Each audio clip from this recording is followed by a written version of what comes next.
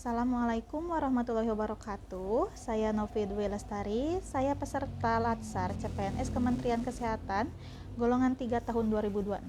Saya dari instansi RSUP Dr. Hasan Sadikin Bandung. Kali ini saya akan membagikan hasil belajar saya selama di agenda 1 hari pertama tentang sikap perilaku bela negara yang disampaikan oleh Bapak Agus Salim, Eskom MSI.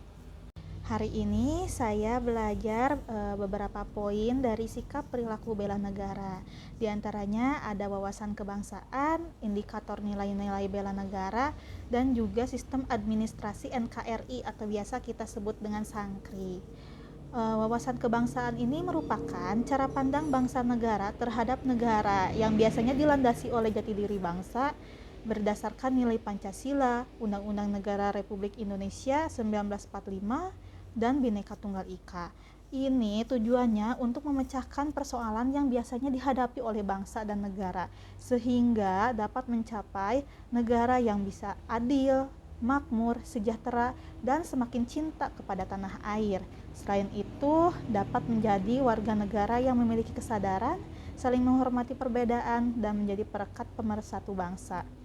Selanjutnya ada bela negara, merupakan suatu tekad, sikap, dan juga perilaku warga negara untuk menjaga kedaulatan dan juga keutuhan negara yang didasari dengan kecintaan pada NKRI dan juga berdasarkan Pancasila.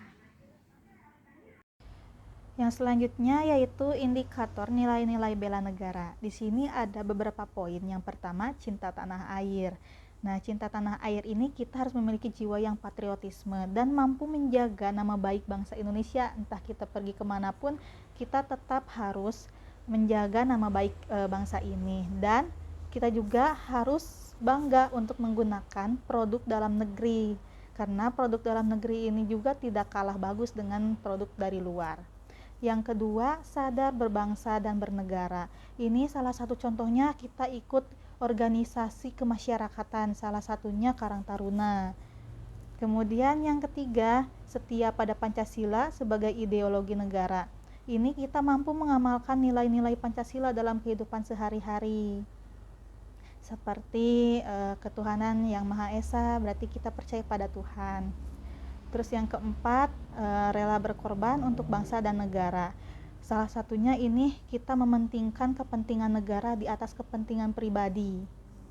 Yang kelima, kemampuan awal bela negara, yaitu senang bersyukur dan berdoa atas kenikmatan yang Tuhan berikan. Salah satu yang bisa kita gunakan yaitu mampu menjaga jiwa dan raga diri kita sendiri.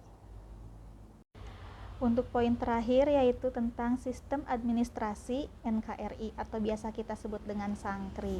Ini merupakan wadah perjuangan untuk mengatasi suatu masalah yang dihadapi oleh masyarakat bangsa negara, sehingga dapat mewujudkan cita-cita dan tujuan bernegara.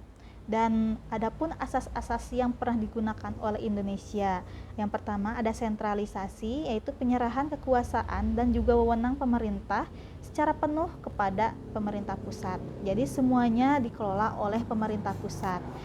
Yang kedua, ada desentralisasi, yaitu penyerahan urusan pemerintah pusat kepada pemerintah daerah untuk mengatur rumah tangganya sendiri, tapi tidak semuanya atau pendelegasian saja, sehingga pelimpahan ini akan menghasilkan otonomi.